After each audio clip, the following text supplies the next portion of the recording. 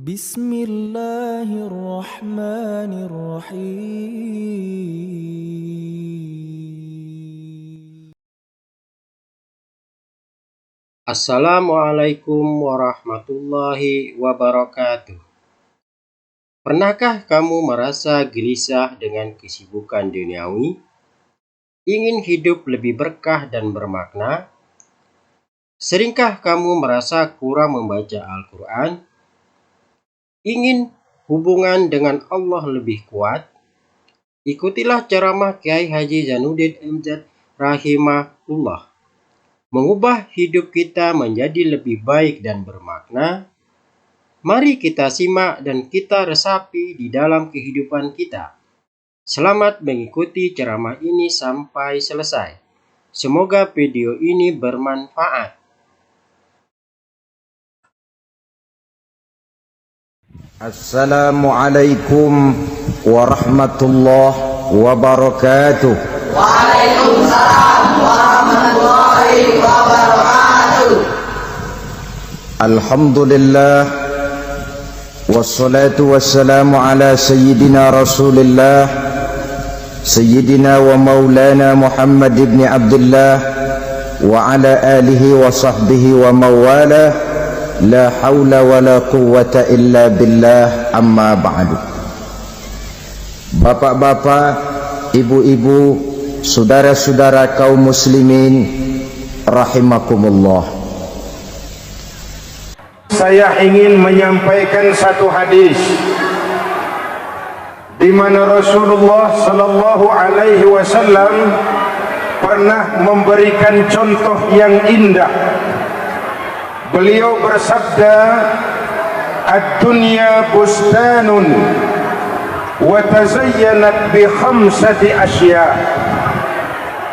Dunia ibarat kebun yang luas.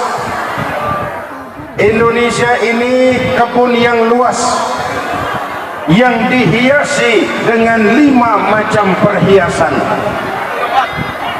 Dengan adanya 5 macam perhiasan ini, menjadilah dunia kebun yang indah untuk dinikmati, lingkungan yang nyaman untuk ditinggali.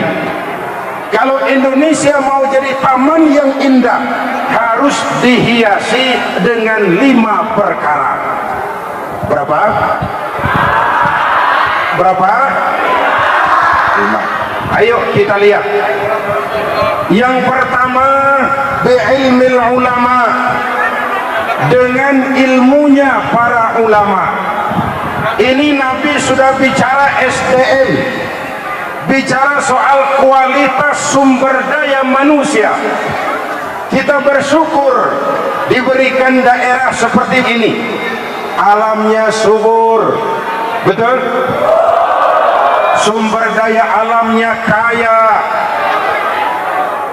ada biji besi, ada bahkan emas, ada industri wisata.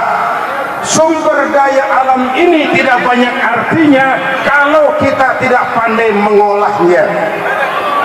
Maka untuk membudidayakan sumber alam ini diperlukan sentuhan tangan yang profesional pada satu sisi, bagi sebesar-besar kesejahteraan rakyat.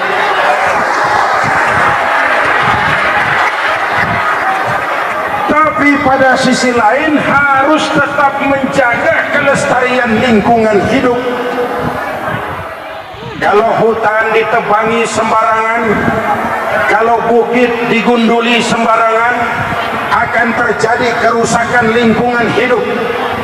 Kalau lingkungan hidup rusak, yang akan menanggung resikonya adalah manusia juga. Timbul tanah longsor, timbul banjir, timbul gempa bumi, dan berbagai macam bencana lainnya. Ya ilmu dunia, ya ilmu akhirat. Karena Nabi mengajarkan, man arada dunya fa alaihi bil ilmi, wa man arada al akhirata fa alaihi bil ilmi, wa man aradahuma fa alaihi bil ilmi. Siapa yang kepingin meraih dunia harus dengan ilmunya. Siapa yang kepengen meraih akhirat harus dengan ilmunya. Siapa yang kepengen meraih dunia dan akhirat juga harus dengan ilmunya.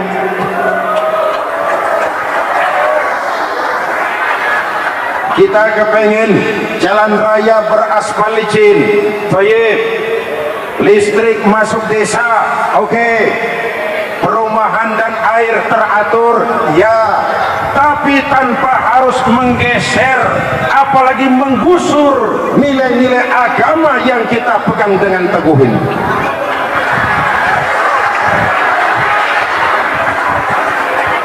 Maka kalian adik-adikku, para remaja, para pemuda, kalian masa depan Indonesia.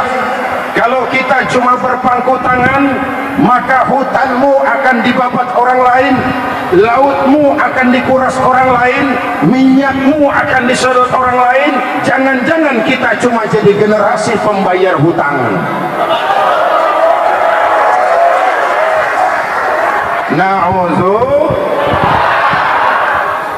Inilah perhiasan yang pertama, ilmunya para ulama, sentuhan tangan yang profesional untuk membangun hari esok yang lebih baik dari hari yang sudah lewat. Itu yang pertama. Kalau kita mau membangun yang lebih baik, modal utamanya adalah mempersiapkan kualitas sumber daya manusia, sentuhan tangan-tangan yang profesional untuk membudidayakan alam bagi sebesar-besar kesejahteraan rakyat dengan tetap menjaga kelestarian alam.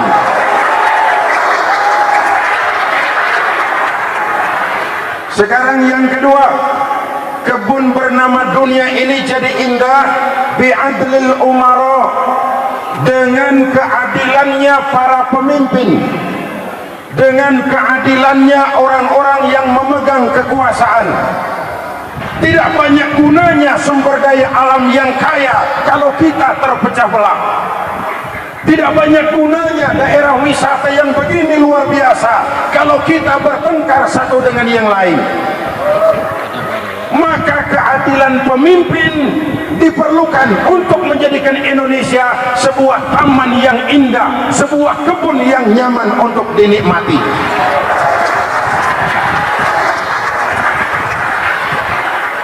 Pemimpin yang mau kerja keras, pemimpin yang tidak menganggap jabatan itu properti. Karena yang celaka sekarang ini zaman ayeuna teh, boleh pakai teh, apa yang dinamakan money politik, politik uang, seakan-akan segalanya bisa diatur dengan uang. Ini yang membodohi rakyat.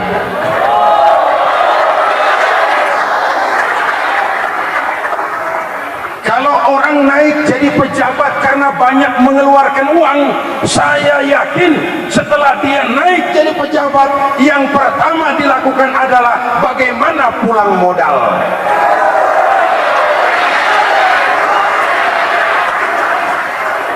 Kalau sudah urusan rakyat, nomor 18. Kalau sudah soal keadilan, nomor 19. Yang penting pulang modal.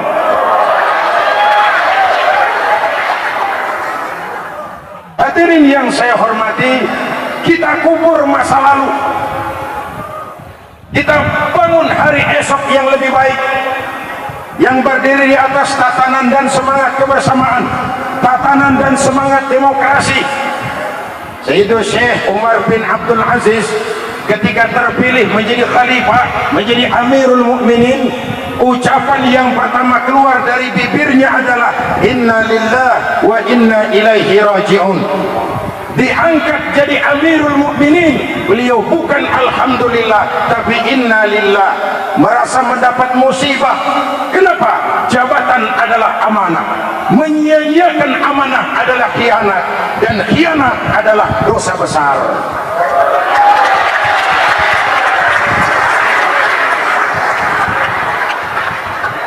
Ini contoh saja, pagi hari beliau dilantik, malam beliau pesta.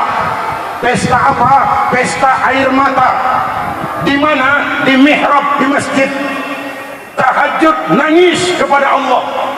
selesai tahajud dihampiri oleh istrinya. Bang, iya, abang kan pemimpin sekarang. Iya. Kenapa menangis? Justru setelah saya jadi pemimpin saya menangis. Saya mohon pertolongan Allah, karena setelah jadi pemimpin saya khawatir kalau saya zalim kepada rakyat. Saya takut kalau saya tidak sanggup menyampaikan amanah, maka saya nangis mohon pertolongan Allah. Takut berlaku tidak adil. Maka kita mendambakan keadilan. Kita merindukan semangat kebersamaan. Oleh karena itu, perhiasan kebun yang kedua bernama pemimpin yang adil. Yang ketiga, wa amanatit tujjar, kejujuran para pengusaha, kejujuran para pelaku ekonomi. Tidak ada lagi yang namanya monopoli. Kekayaan daerah sebagian besar harus dimanfaatkan untuk membangun daerah itu sendiri.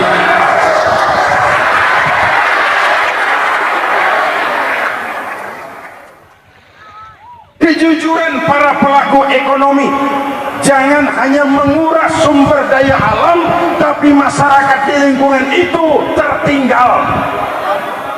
Ini namanya bukan meninggalkan landasan, ketinggalan di landasan. Kita tidak kepengen terjadi pemindahan kemiskinan. Kita tidak kepengen lagi terjadi monopoli, di mana industri-industri besar menguasai dari hulu sampai ke hilir, yang semakin terciptanya masyarakat, yang kaya makin kaya, yang miskin makin terpuruk.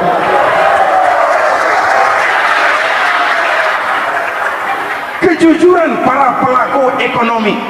Dahulu kita dihadapkan kepada dua pilihan: memeratakan pertumbuhan ekonomi dengan catatan pertumbuhan ekonomi kita akan lamban, atau memberikan kesempatan kepada kelompok tertentu untuk jadi besar dengan harapan nanti yang besar akan membagi kue kepada yang kecil-kecil.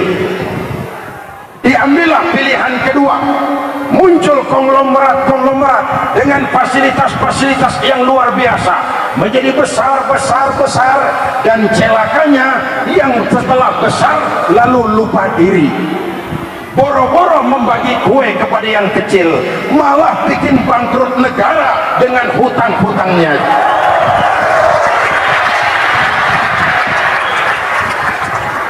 Disinilah lagi-lagi kita merindukan keadilan. Mereka yang merugikan negara miliaran rupiah diadili, dihukum, dikejar, alhamdulillah. Tapi kita juga menunggu kapan yang membobol negara triliunan rupiah itu mulai berhadapan dengan pengadilan. Rasa keadilan ini harus dipenuhi. Kalau tidak, saya khawatir akan muncul banyak street justice, pengadilan-pengadilan jalanan, dan itu tidak kita inginkan. Indonesia ini negara, bukan hutan. Kita tidak kepengen main hakim sendiri. Kita juga tidak ingin tercabut dari akar budaya kita sebagai bangsa yang berfalsafahkan Pancasila, yang berketuhanan yang Maha Esa. Kita ingin melihat nilai-nilai keadilan ditegakkan, kejujuran para pelaku ekonomi, kejujuran para pengusaha untuk tidak hanya sekedar mencari untung sendiri, tapi memikirkan kepentingan rakyat banyak ini.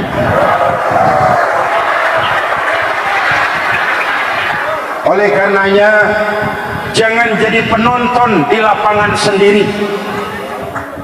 Lapangan kita, kita yang harus main. Rumah kita, kita yang harus jadi tuan rumah. Dan untuk itu kita harus mempersiapkan SDM anak-anak kita. Dimulai. Rasul berdakwah tidak dimulai dengan membangun jembatan, tidak dimulai dengan membangun perumahan apartemen, tidak dimulai dengan membangun pusat pasar, tetapi dimulai dengan membangun SDM.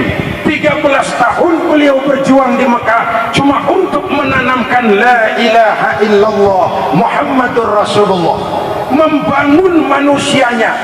Kalau manusianya tidak dibangun, lingkungannya bagus, saya khawatir jadi rumah sakit.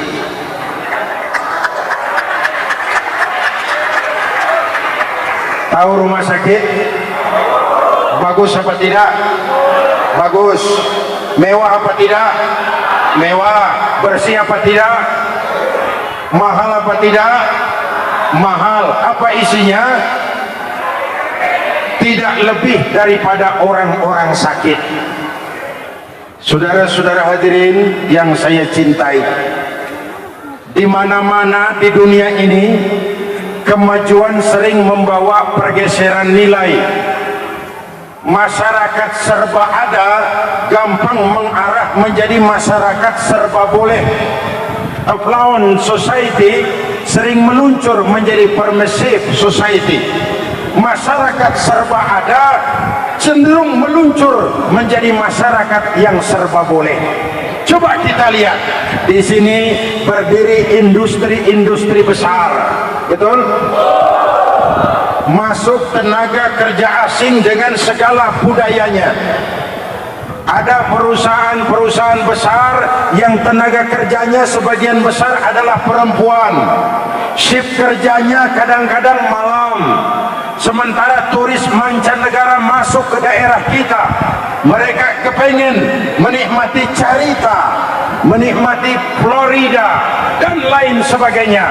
Mereka masuk dengan segala budayanya, betul? Maka orang yang tinggal di daerah wisata harus punya filter. Punya apa? Listrik masuk desa, alhamdulillah. Koran masuk desa, alhamdulillah. Pelacur masuk desa, alhamdulillah. Itu yang bilang alhamdulillah pasti langganan.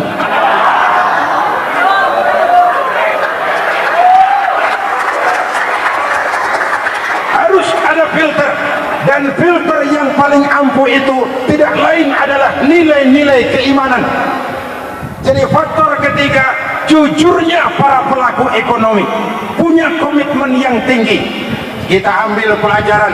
Saya sangat sedih, di Riau ada satu kecamatan namanya Kecamatan Duri. Itu penghasil minyak terbesar di Indonesia.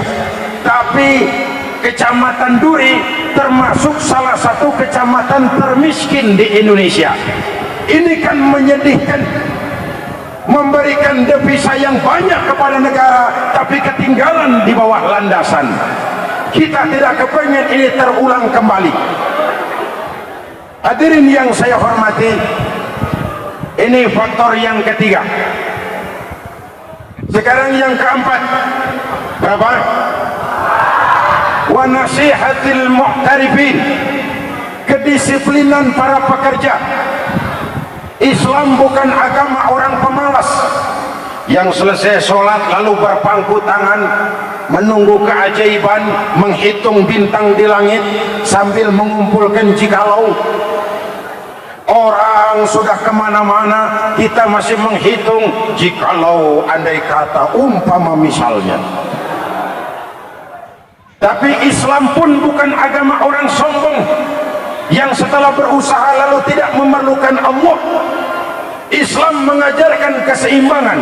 Wa idza qudiyatis salatu fantashiru fil ardi wabtaghu min fadlillah. Kalau salat sudah selesai kamu kerjakan, bertebaranlah di permukaan bumi, cari karunia Tuhanmu, jangan duduk jadi pemalas. Bahkan dalam ayat yang pendek Quran mengajarkan fa idza faraghta fansab. Kalau sudah selesai kamu kerjakan satu tugas, jangan diam, sing-singkan lengan bajumu, bersiaplah untuk tugas berikutnya. Tidak ada kata puas, tidak ada kata berhenti. Bagaimanapun bagusnya prestasi hari ini, itu cuma batu loncatan ke arah prestasi yang berikutnya yang harus lebih baik lagi. Itu yang kita inginkan dari kehidupan ini.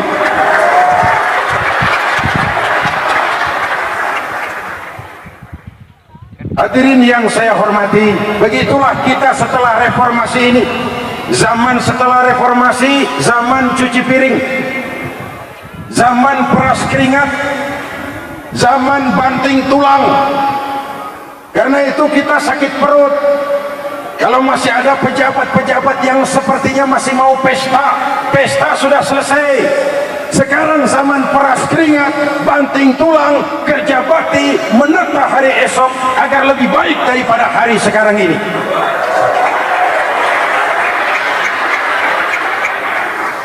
Kita harus membuktikan kita punya sumber daya alam dan kita mampu mengelolanya dengan tetap menjaga kelestarian lingkungan.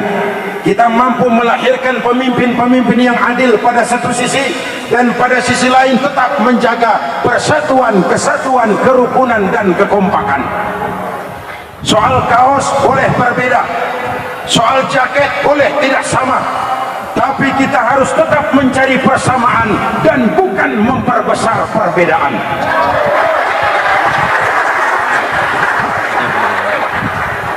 Ini faktor yang keempat, disiplinnya para pekerja. Peras keringat, banting tulang, menata hari esok yang lebih baik. Diriwayatkan di satu hari Jumat sebelum Rasulullah naik mimbar, ja'al arabul badiyah, datang orang Arab dari pedalaman, naik unta sampai di depan masjid, turun dari untanya langsung menuju masjid. Ditanya oleh baginda Rasul, saudara, Bung, ontamu sudah kau ikat? Belum ya Rasul. Kenapa tidak kau ikat? Saya tawakal kepada Allah, saya kan mau sholat, masa onta dicuri? Rasulullah tersenyum, lalu beliau berkata, Bung, keluar dulu sebentar dari masjid, ikat ontamu baik-baik, masuk lagi ke sini, baru tawakal. Alangkah indahnya agama kita. Kalau unta sudah diikat baik-baik masih hilang juga, tawakalnya tidak salah. Tapi kalau unta tidak diikat lalu hilang kemudian tawakal, tawakalnya salah. Kerja keras, peras keringat, banting tulang, baru berserah diri kepada Allah Subhanahu. Inilah hakikat agama. Bekerjalah buat duniamu seolah kau akan hidup selamanya. Bekerjalah buat akhiratmu seolah kau akan mati besok. Yang kelima, perhiasan dunia ini wa ibadatil ubbad, ibadahnya orang-orang yang melaksanakan ibadah kepada Allah. Amalan yang terbaik bagi setiap orang berbeda menurut profesinya masing-masing. Ada orang itu yang disebut alim, pekerjaan yang paling baik adalah ngajar. Ada orang yang disebut wali, petugas pemerintah, aparat, pejabat, tugasnya ibadahnya yang paling baik melayani masyarakat. Ada orang itu yang disebut dai, pekerjaannya yang paling baik memberikan dakwah. Ada orang yang disebut abid, pekerjaannya yang paling baik adalah sujud memohon pertolongan Allah. Hadirin yang saya hormati, kita memerlukan semuanya. Yang pertama, Nabi bicara soal SDM, ilmunya para ulama. Yang kedua, Nabi bicara soal keadilan dan pembangunan sendi-sendi kehidupan berdemokrasi, pemimpin yang adil. Yang ketiga, Nabi bicara soal penataan ekonomi, amanati tujar, kejujuran para pelaku ekonomi. Yang keempat, Nabi bicara soal kerja keras, peras keringat dan banting tulang dari kita rakyat. Dan yang kelima, Nabi bicara soal sandaran vertikal kepada Allah. Bekerjalah sebagaimana harusnya, berusahalah sebagaimana mestinya, tapi jangan lupa minta tolong kepada Allah Subhanahu wa ta'ala. Saya ingin mengajak kita semua membaca Fatihah. Al-Fatihah. A'udzubillahi minasyaitonir rajim. Bismillahirrahmanirrahim. Alhamdulillahi rabbil alamin. Ar-Rahmanir Rahim. Maliki yaumiddin. Iyyaka na'budu wa iyyaka nasta'in. Ihdinas siratal mustaqim. Siratal ladzina an'amta 'alaihim ghairil maghdubi 'alaihim waladdallin. Amin. Bismillahirrahmanirrahim. Alhamdulillahi rabbil alamin. Allahumma salli wa sallim wa barik ala sayyidina Muhammadin wa ala alihi wa sahbihi ajma'in. اللهم اجعل جمعنا هذا جمعا مرحوما وتفرقنا من بعضه تفرقا معصوما. اللهم اجعل جمعنا هذا جمعا مشكورا وتفرقنا من بعضه تفرقا مغفورا. اللهم ربنا تقبل منا صلاتنا وصيامنا وقيامنا وتخشعنا وتعبدنا وتمم تقصيرنا برحمتك يا أرحم الراحمين. اللهم اجعلنا من السعداء المقبولين ولا تجعلنا من الأشقياء المردودين. Ya Allah, dengan sepenuh perasaan dan pengharapan kami bermohon kehadirat-Mu. Satukan hati kami, satukan langkah kami, tautkan hati kami. Ya Allah, karuniakan kepada kami pemimpin-pemimpin yang adil, yang takut kepadamu dan sayang kepada kami. Berikan mereka kekuatan zahir dan batin untuk dapat membawa kami rakyat dan bangsa Indonesia menuju masyarakat yang adil dalam kemakmuran dan makmur dalam keadilan di bawah naungan ridha-Mu. Ya Allah, ampuni dosa kami, dosa ibu bapa kami, dosa saudara-saudara kami umat Islam.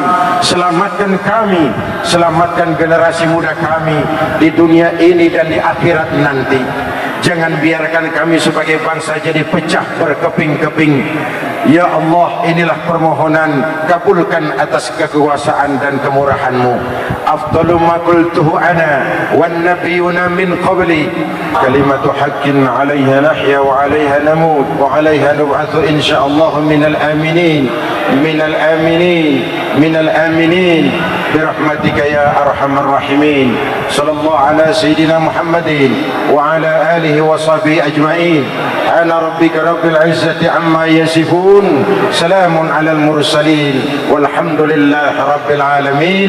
Assalamualaikum warahmatullahi wabarakatuh.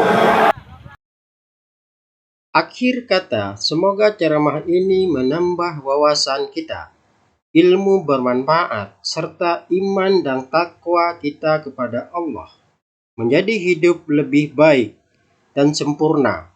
Waalaikumsalam warahmatullahi wabarakatuh.